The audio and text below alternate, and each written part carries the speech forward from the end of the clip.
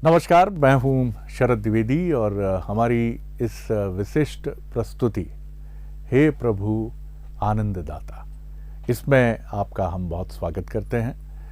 और हे प्रभु आनंददाता, हम जब भी एक दूसरे से मिलते हैं तो पूछते हैं आप कैसे हैं, तो दूसरा कहता है कि बहुत आनंद में है। कहे तो बहुत सहजता से जाते हैं, लेकिन आनंद और परमानंद ये ऐसे शब्द हैं जो भले ही सहज रूप से परमानंद तो कोई नहीं बोलता, लेकिन आनंद भी क्या हमारे जीवन में है, ये बड़ा प्रश्न है। और आनंद अगर नहीं है या समुचित मात्रा में नहीं है, क्योंकि आनंद की कोई मात्रा होती है, ये भी एक बड़ा प्रश्न है। आनंद तो आनंद है, फिर उसकी मात्रा थोड़े आनंद में हूँ, अधिक आनंद की आवश्यकता है, क्या ऐसा कहा जाए, ये प्रश्न है। लेकिन आनंद में रहना, कौन है जो आनंद में है, और जो है आनंद में उसकी मौज, उसका भीतर का आह्लाद क्या आपने और हमने अनुभव किया है? क्योंकि मैं प्रसन्न हूँ या प्रसन्न नहीं हूँ, प्रसन्नता के आगे की अवस्था है आनंद, और आनंद के और आगे की अवस्था है परमानंद। और परमानंद तो कहा जाता है कि ईश्वर से साक्षात कनेक्टेड रहने की एक दिव्य अवस्था है। सब सुना है सर, हमने कहीं कुछ भी ये पढ़ा है और सुना है। हमारा अपना अनुभव क्या है, तो उत्तर आता है शून्य। इस विशिष्ट प्रस्तुति के माध्यम से हम जिन व्यक्तित्व से आपकी भेंट कराएंगे वो एक ऐसी विभूति हैं जिनको सुनना और ठहर कर सुनना ये बताता है कि भारतीय सनातन परंपरा, हमारी अर्वाचीन संस्कृति, इसके कितने बिंदु और कितने महत्व के ऐसे प्रसंग और ऐसे न जाने कितने आख्यान हैं जिनको सुनकर आनंद ही नहीं, परमानंद, और परमानंद से भी अगर आगे की कोई अवस्था है तो पहुंचा जा सकता है।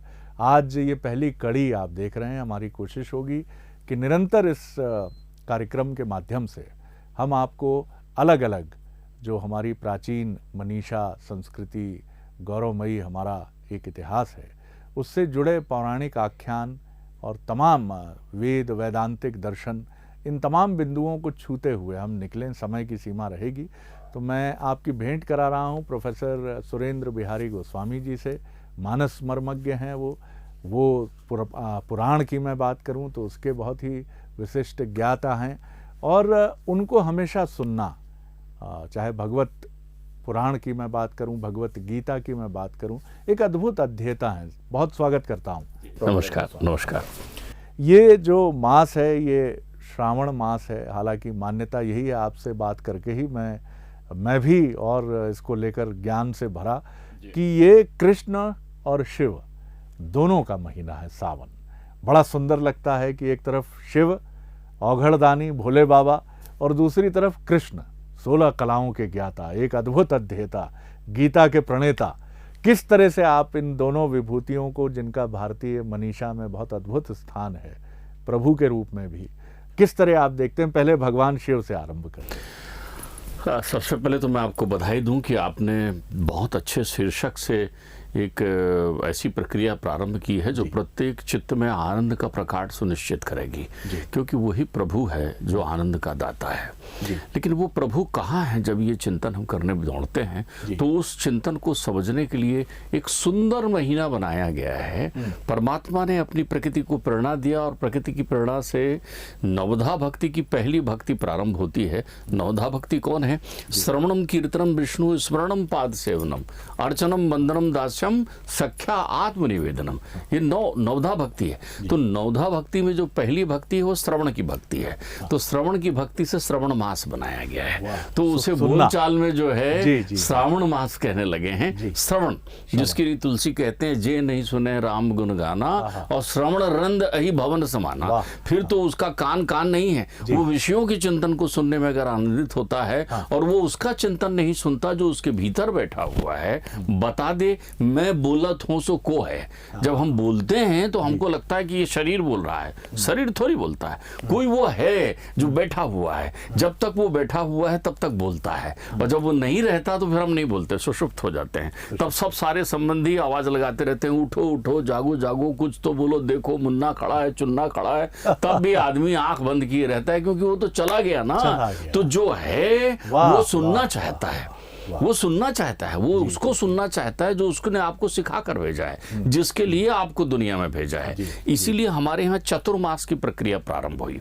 श्रवण महीने से चतुर्मास प्रारंभ हो जाता है।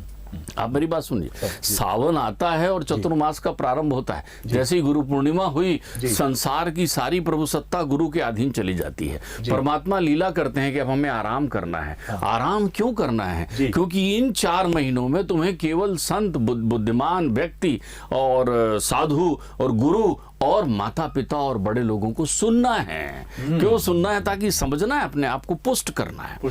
भैया आपका बाह्य तत्व जो है वो एक मशीन लगातार उपयोग हो रही है, लगातार कार चल रही है और रोज कार की घिसावट हो रही है, तो आप सर्विसिंग में भेजते हैं कि नहीं, ऑयल, ग्रीस, पेट्रोल, डीजल डालने के लिए। तो मनुष्य के अंतर्चित्त में मन रूपी यंत्र को संतुष्ट करने के लिए ये महीना बना है श्रावण, जो पुष्ट होता है। किससे? श्रवण से। तो श्रवण किसको करें? आनंद को। तो आनंद कौन है? इस पर गीता में एक बड़ी सुंदर बात कही है, जिसे मैं बार बार लोगों को चिंतन में लाता हूं। गीता में ब्रह्म को अक्षर कहा गया है जी। अक्षर यानी जिसका क्षरण नहीं होता। जैसे अनादि अखंड अछेद अभेद जो हमारा अंतर्चित्त है, आत्मा है, वो कभी नहीं नष्ट हो सकती।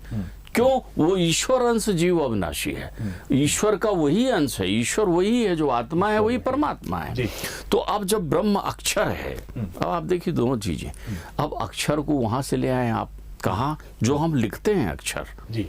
आपको एक बात जानकर आश्चर्य होगी कि शब्द जो है द्रव्य नहीं, पदार्थ है। जो हम शब्द अभी बोल रहे हैं, जिस स्वरूप में बोल रहे हैं, मीलों दूर, करोड़ों मील दूर बैठे अंतरिक्ष में बैठे आदमी भी वो उन शब्दों को वैसे ही सुन रहे हैं। कोई ये कह नहीं सकता कि मेरा शब्द बह गया रास्ते में।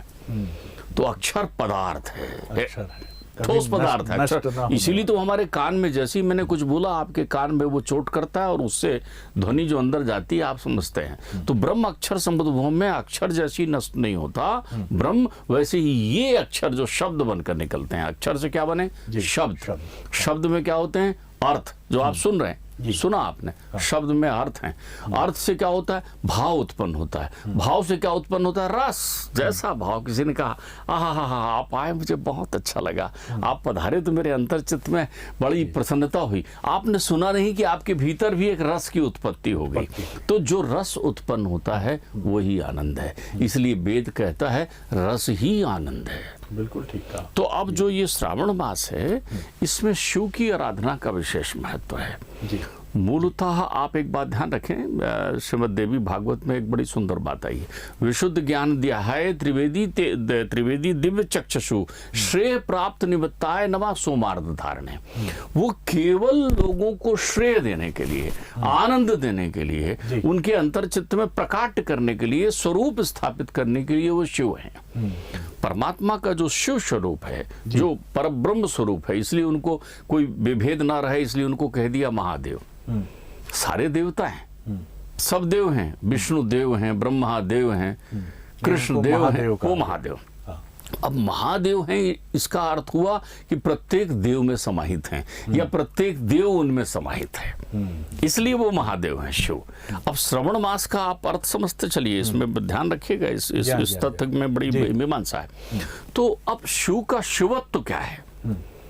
देखिए, जो अमृत है वो शिव है, जो अमृत है वो शिव है। शिव से अमृत नहीं है। अमृत जो अपन बोलते हैं, अमृत प्राप्त हुआ, समुद्र मंथन किया और अमृत प्राप्त हुआ। तो समुद्र मंथन से जो अमृत प्राप्त हुआ, मतलब उनको शिव प्राप्त हुआ। आप ध्यान रखिए, तो उसमें से जितने तत्व निकल रहे हैं वो शिवत्व निकल रहे हैं। अब शिव ने चूंकि अमृत, विश्व मनुष्य के जीवन में, सचराचर सृष्टि में सबसे पहले जब भी वो मन मथता है, मन में चिंतन करता है तो सबसे पहले क्या उत्पन्न होते हैं? विकार। आंख बंद किया नहीं कि उससे बुराई है, उसने ये कह दिया, उसको देख लूंगा, उसको कर, काम क्रोध लोभ मद मोह मत्सर आंख बंद करते ही प्रकट हो जाता है एकदम से अंतर्चित्त में सारी चीजें। तो ये क्या है? विषय रूपी विष। तो जब भी आप मन में आत्मचिंतन का मंथन करते हैं आनंद प्राप्ति के लिए, तो सबसे पहले विषय को निकालना होता है। और विषय रूपी विष, सामान्य विष आप पीना चाहते हैं तो एक बार पिए, मर जाएंगे। एक प्रश्न जी मेरे मन में जो आता है, बहुत बहुत जिज्ञासा सी होती है, हमेशा सोचता भी रहा मैं कि भगवान शिव की भक्ति इतनी सरल क्यों है? वाह, आपने बहुत सुंदर ये प्रतिप्रश्न कर दिया है। इस प्रतिप्रश्न पर मैं तो शिव तत्व में की पृष्ठभूमि को बताकर आपको शिवत्व की अनुभूति कराना चाह रहा था। तो मैं अभी पहले यही बता रहा हूँ कि विष जो निकला उसको पान करने शिव आए, क्योंकि विष कहाँ समाहित हो सकता है? अमृत में। अब शिव जो है अपनी उस अमृत विष पान से क्या शिक्षा दे रहे हैं? वो विष पी तो रहे हैं लेकिन वो अंदर नहीं ले रहे हैं उसे। ध्यान रखिए, विष यानी विषय को वमन करेंगे तो दुनिया वालों को कष्ट होगा, और खुद ले लेंगे अपने जीवन में तो स्वयं नष्ट हो जाएंगे। तो शिव ने उसको कहा कि संसार में रहिए तो कंठ में विषय धारण करिए, हृदय में परमात्मा को धारण करिए, हृदय में परमात्मा को धारण करिए। उनको अमृत में कोई रुचि नहीं, क्योंकि शिव ही अमृत है। तो अब आप ये समझिए, शिव की भक्ति इतनी सहज इसलिए है क्योंकि उसमें केवल व्यक्ति में बड़ी ई की मात्रा शक्ति समाहित है, इसलिए है। शव है। अपन जब बचपन में पढ़ते थे तो लोग कहते थे भैया हाँ इसमें शक्ति की मात्रा लगाओ, इसमें शक्ति की मात्रा लगाओ। शक्ति की मात्रा का मतलब ये होता है ई की मात्रा। तो शव है, उसमें जैसे ही आपने ई यानी शक्ति प्रकृति को जोड़ दिया, सत्य है उसमें क्या कर दीजिए आप? सुंदरता को जोड़ दीजिए, तो वो क्या बन जाएगा? शिव। इसलिए शिव कहलाते हैं सत्यम शिवम सुंदरम। फिर वो क्या है? करालम महाकाल कालम कृपालम। तो वो करालम महाकाल है। अब सवाल है कि क्या कालों के काल हैं तो शिव क्या काल में मतलब मृत्यु के देवता है? नहीं, शिव की आराधना करने से मृत्यु नहीं मुक्ति मिलती है। बहुत अच्छी बात, बहुत। आप मेरी बात समझिए, शिव की आराधना से आपको मृत्यु नहीं मुक्ति मिलती, क्योंकि आप शरीर की नश्वरता को समझ चुके होते हैं। और जब शरीर की जैसे ही भस्मी लगाया उन्होंने, भस्मी विरक्ति का प्रतीक है। शिव की भस्मी विरक्ति का प्रतीक है, आपको बताता है वहीं जाना है शरीर को जिस पर तुम गुमान कर रहे हो, तुम शरीर नहीं हो। तो जैसे ही संसार से विरक्त हुए वैसे ही तुम मुक्त हुए, और मुक्त हुए तो भक्त हुए, और भक्त हुए तो शिव मिल गए। अब शिव की भक्ति को सहजता को ये कहूँ, मुझे तो एक ऐसा वृतांत भी शिव की भक्ति पर ध्यान आ रहा है स्मरण में कि आप देखिए रात के अंधेरे में गांव के एक टूटे फूटे मंदिर में, आप ध्यान रखिए, संसार में सर्वाधिक मंदिर, सर्वाधिक पूजा शिव की ही मिलेगी। क्यों मिलेगी? शिव निराकार हैं। नर्मदा का हर कंकर जय शिव शंकर, उठाइए और रख दीजिए और बोलिए महाराज ये पानी लो, हमने आपकी पूजा कर। इतनी सहजता है। लेकिन आप जल भी नहीं चढ़ा पा रहे हैं। आप देखिए ये ऐसी घटनाएं हैं जो दृष्टांत में कही जाती है लेकिन यथार्थ जीवन में घटित भी हुई है लोगों के साथ। तो रात के अंधेरे में जब गांव में चारों तरफ पहरा देख करके चोरों को लगता है आज कहीं हम चोरी नहीं कर पाए, तो लोग कहते हैं चलो मंदिर में चले, वहां बैठ जाते हैं टूटे फूटे मंदिर में।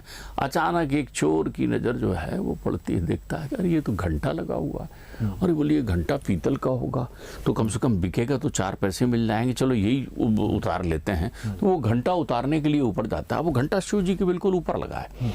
वो हाथ बढ़ाता है, नहीं पकड़ पाता, वो इधर उधर देखता है, वो सोचता है अभी कोई देख नहीं रहा है, माफ करना भगवान, और अपने चरण शिवलिंग के ऊपर रखकर वो घंटा उतारना चाहता है। और जैसे ही शिवलिंग के ऊपर चरण रखता है एक दिव्य प्रकाश होता है और वो प्रकट हो जाते हैं शिव जी। शिव जी कहते हैं भक्त मैं तुमसे बहुत प्रसन्न हूँ, मांग क्या मुझसे वरदान मांग रहा है। वो घबरा जाता है, मैं तो घोर पातकी प्रभु। अरे बोले मेरे को लोग बेलपत्र चढ़ाते हैं, पुष्प चढ़ाते हैं, जल चढ़ाते हैं, ऐसा पहला तो ही भक्त है जो खुद को अपने आप को मेरे ऊपर चढ़ा दिया है। तो बोले मैं क्या दूं? तो देखिए शिव को इसीलिए भोला कहा जाता है। शिव की प्राप्ति बहुत सहज है। जैसे ही आप निर्मल होते हैं वैसे ही आपके अंतर चित्त में शिव का प्रकाट्य हो जाता है। अब शिव के प्रकाट्य की अनुभूति आप कैसा करते हैं? निर्मल हुए, शिव का प्रकाट्य हुआ तो क्या होता है? शिव दिखते हैं कि नहीं? आनंद की अनुभूति होती है आपको। आनंद की एक चीज जो मैं बहुत समझ पाया इस पूरे आख्यान में प्रोफेसर गोस्वामी जी के, कि अमृत की अभीप्सा आपके हमारे सबके मन में है, लेकिन अमृत बिना विष के मिलेगा नहीं। और जब भी आप जीवन के चिंतन मनन में जाएंगे, विषय वासना की तरफ जाएंगे, तब तो विष ही है वो, और विष का अंत। इसीलिए हम जब बहुत सारे विषयों में आसक्त होते हैं तो हमारा अंत भी विष से ही होता है। और अगर एक चिंतन है, एक युद्ध है, एक लड़ाई है, जैसी देव और दानव की रही, तो वहाँ फिर अमृत और विष दोनों हैं। लेकिन ये विवेक जो अभी गोस्वामी जी ने हमें बताया कि विष को यहाँ रोकना है, यहाँ नहीं जाना, यहाँ आनंद है, ईश्वर है। तो अमृत आपको मिलेगा लेकिन विष के साथ मिलेगा, ये मैं समझ पाया। ये आपने इतनी सुंदर इस चिंतन को बहुत अच्छी बात में आपने पिरोया है।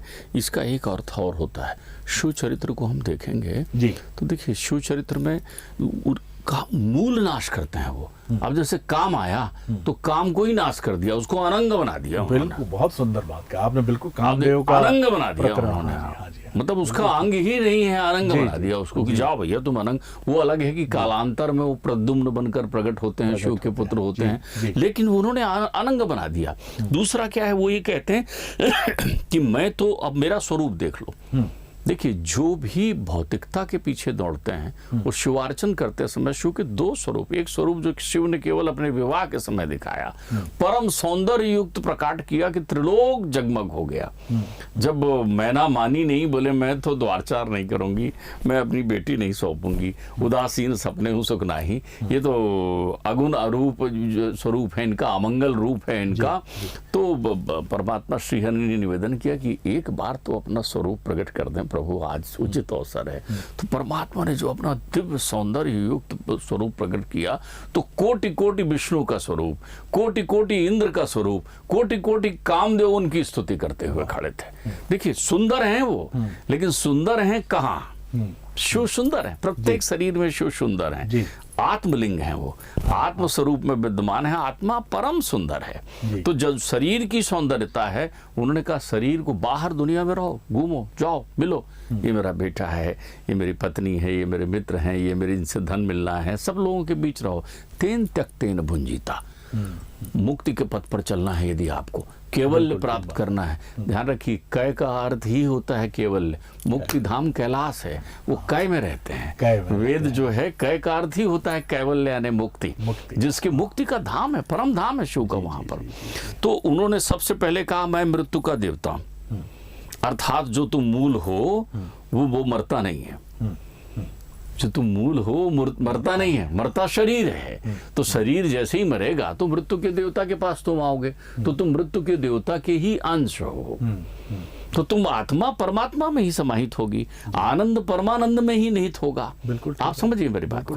तो अब सवाल ये है कि शिव जो है उनकी बाहरी स्वरूप आप देखिए, बाहरी व्यवस्थाएं आप देखिए, तो वो विषय विरक्ति उत्पन्न करने वाले शिव हैं। बिल्कुल ठीक है जी। उनका बाह्य स्वरूप जो है वो इस प्रकार है कि जो वैराग्य को उत्पन्न करे आपके अंतर चिंतन में, लेकिन भीतर का स्वरूप इतना सुंदर है कि वो तो केवल एक महज जल से लंका दे देते हैं सोने की। त्रिलोक में कौन सा ऐसा सुख है जो उसको नहीं? आप मुझे बताएं, ऐसे शिव के भक्त, शकुनी का पुत्र है वृकासुर जी।